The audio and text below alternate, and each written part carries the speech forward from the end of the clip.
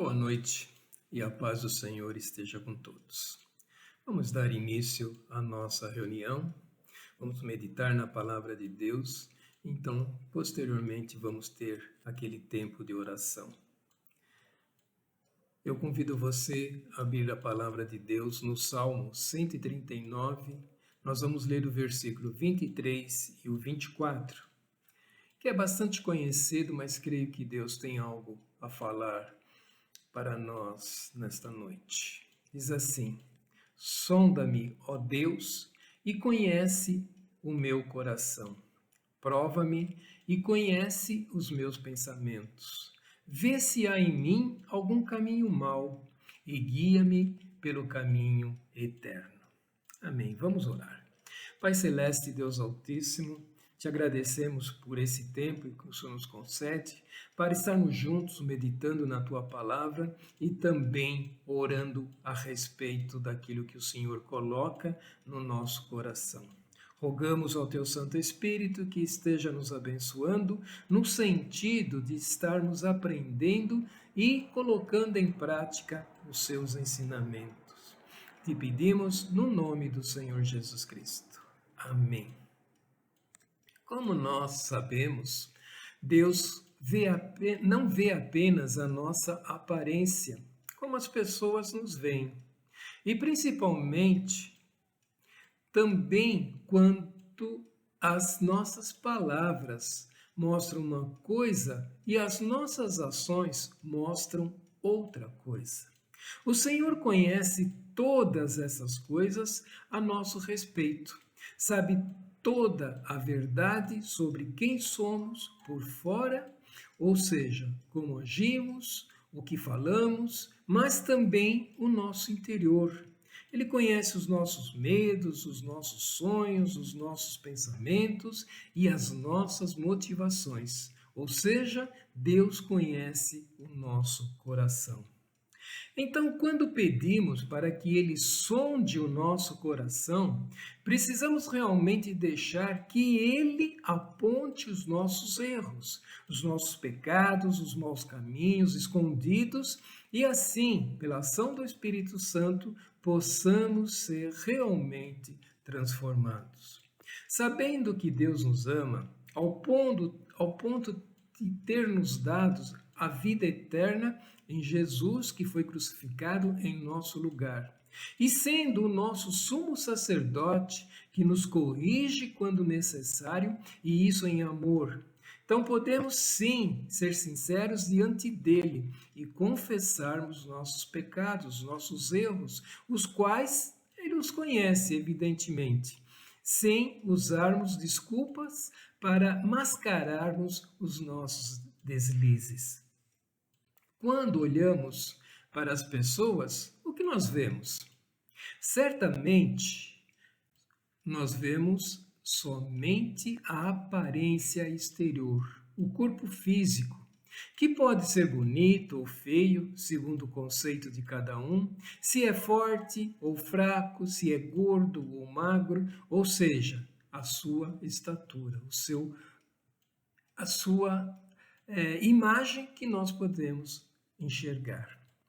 Mas, ao convivermos, podemos ter uma noção das suas qualidades como inteligência, oratória, formação, que também representam aspectos exteriores.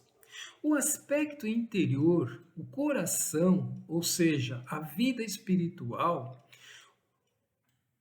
assim como o seu relacionamento com Deus, com o próximo e até consigo mesmo, só o Senhor pode conhecer na sua íntegra. Assim, só o Senhor pode sondar e administrar o coração do cristão, daquele que tem a Jesus como seu Salvador.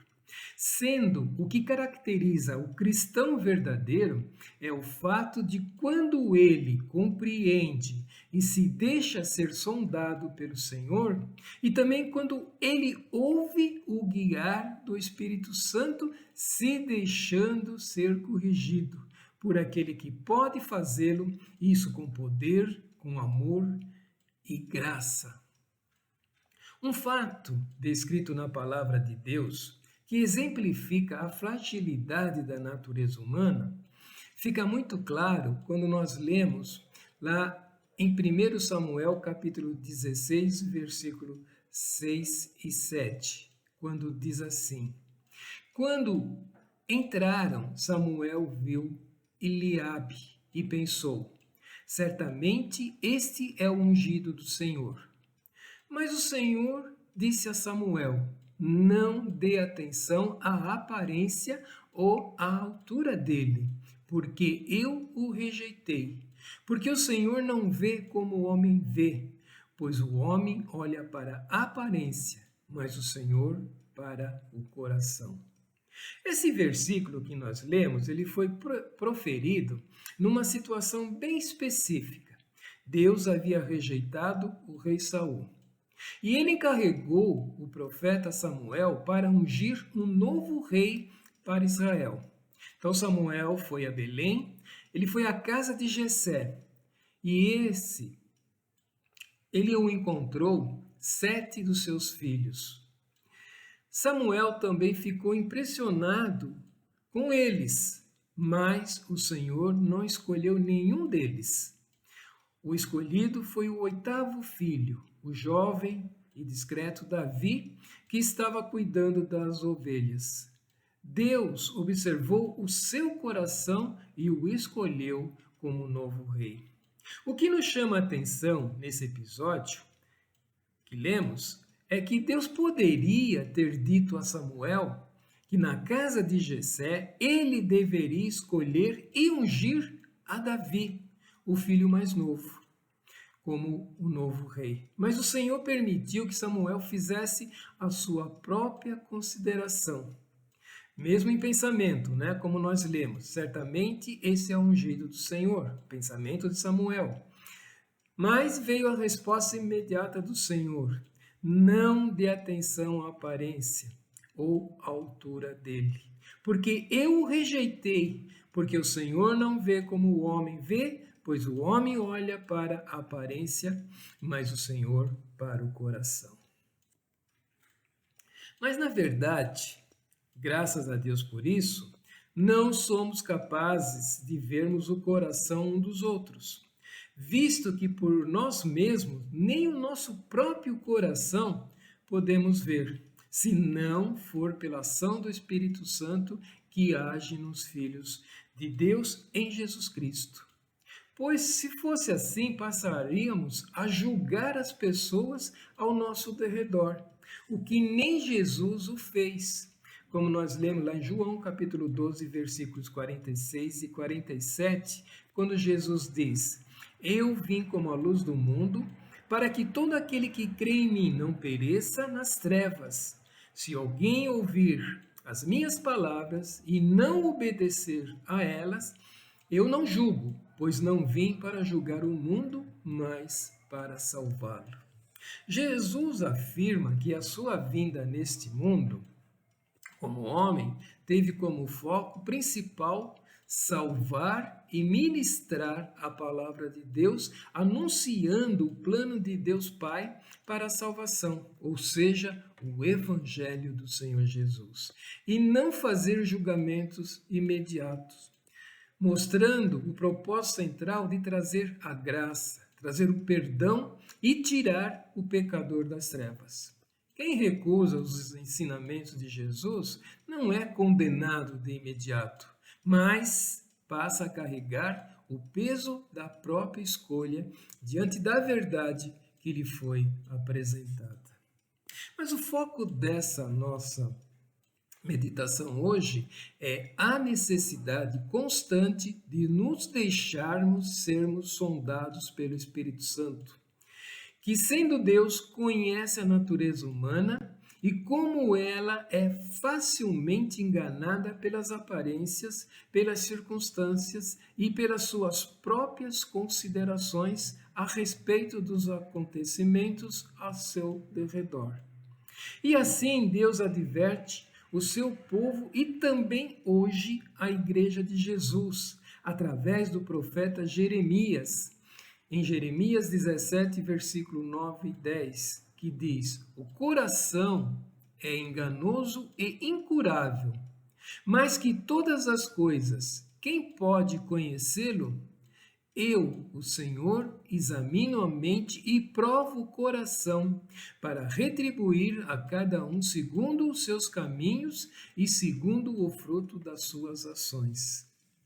Esta advertência, que nós lemos em Jeremias, não é para ficarmos com medo ou apreensivos, mas sim felizes e gratos a Deus pelo fato que Ele nos conhece e cuida para que não venhamos a cair em erros, sendo pela nossa desobediência ou por negligência aos ensinamentos bíblicos que temos recebido. Então, o Senhor sonda os nossos corações e, desta forma, nos mostrando nossas falhas, podemos transformar-nos por meio do seu Espírito Santo.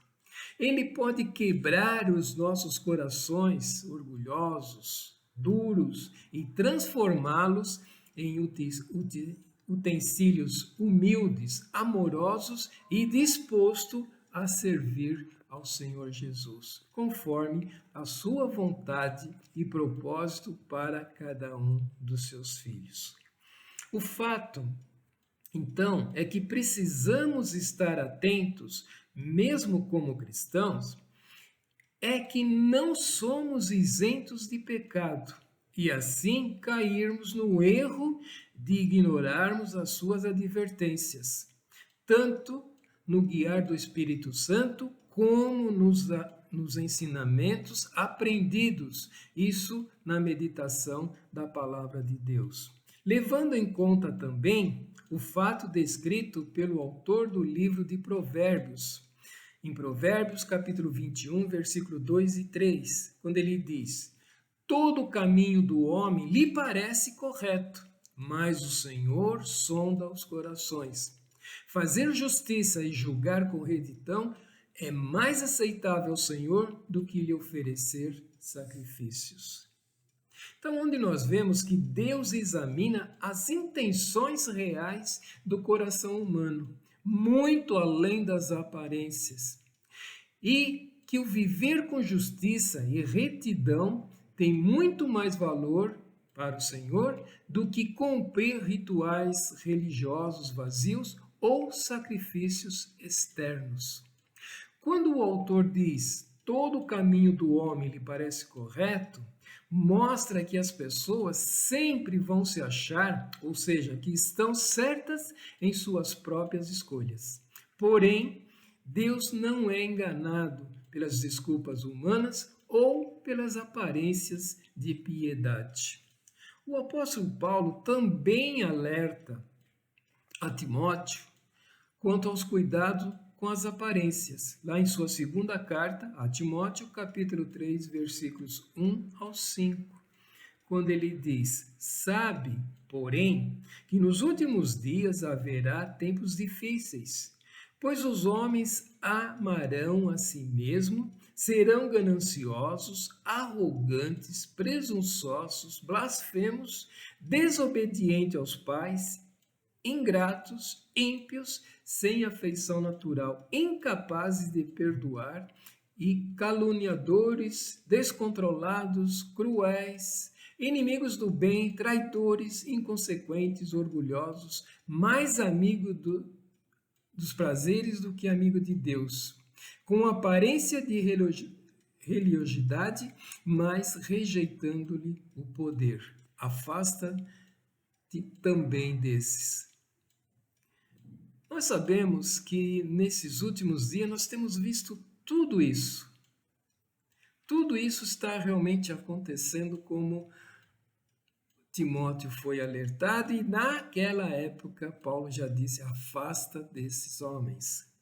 O certo é que nos torna diferente desses homens nos últimos dias, nos dias que estamos vivendo, é o fato de sermos sondados pelo Espírito Santo e darmos ouvidos às suas correções, quando necessárias, segundo a palavra de Deus. É isso que nos faz diferente desses homens a qual Paulo diz que Timóteo deveria se afastar. Pois como lemos também na carta de Paulo a Tito, capítulo 1, versículos 15 ao 16, quando ele diz: tudo é puro para os puros, mas para os corrompidos e incrédulos nada é puro. Pelo contrário, tanto a mente como a consciência deles estão contaminadas. Eles afirmam que conhecem a Deus, mas o negam. Por suas obras são detestáveis, desobedientes e incapazes de qualquer obra. Então, somente Deus pesa e conhece a fundo o coração de cada pessoa. Sendo assim, o praticar os ensinos bíblicos, a meditação na palavra de Deus, a oração, e isso num relacionamento sincero e diário com o Senhor Jesus, é o que agrada realmente a Deus. E que somente palavras ou promessas não substituem uma vida íntegra e dedicada ao Senhor, conforme temos aprendido. Pois, sem o guiar do Espírito Santo, nós, cristãos, corremos o risco de justificar nossos próprios erros e achar que os nossos caminhos são sempre corretos. O nosso viver em Jesus e por Jesus é comprovado na nossa obediência a todos os ensinamentos que, pela graça e misericórdia do Senhor, temos recebido e assim praticando-os no nosso dia a dia. Desta forma, quando somos sondados e guiados pelo Espírito Santo, somos com toda certeza socorridos pelo Senhor em todas as dificuldades e temores. Somos protegidos pela provisão constante do Senhor, mesmo quando não sabemos como expressar em palavras o nosso amor para com o Senhor Jesus Cristo. Lemos lá em Romanos capítulo 8, versículos 26 ao 31, quando Paulo diz assim: do mesmo modo, o Espírito vos socorre na fraqueza, pois não sabemos como devemos orar, mas o próprio Espírito intercede por nós com gemidos que não se expressam com palavras. E aquele que sonda os corações sabe qual é a intenção do Espírito. Ele intercede pelos santos segundo a vontade de Deus, sabendo que Deus faz com que todas as coisas concorram para o bem daqueles que o amam, dos que são chamados segundo o seu propósito. Pois os que conheceu por antecipação também os predestinou para serem conforme a imagem de seu Filho, a fim de que ele seja o primogênito entre muitos irmãos. E os que predestinou, a eles também chamou. E os que chamou, a eles também justificou. E os justificou, e eles também glorificou. Portanto, que podemos dizer diante destas coisas? Se Deus é por nós, quem será contra nós? Então, a pergunta que fica para nós respondermos a nós mesmos, cada um a si mesmo, é: por que deixar de ser sondado pelo Senhor e ouvi-lo, dando graças e glorificando o seu santo nome pelo seu imenso amor? Essa é uma pergunta que devemos fazer. Por que não deixar de sermos sondados?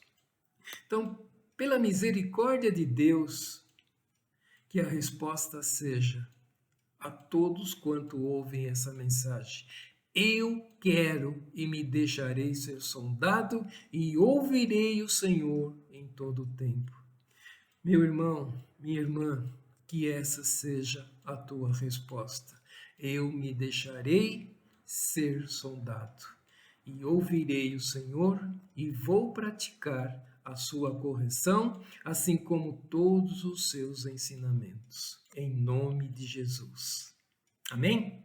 Eu espero que Deus tenha falado no teu coração.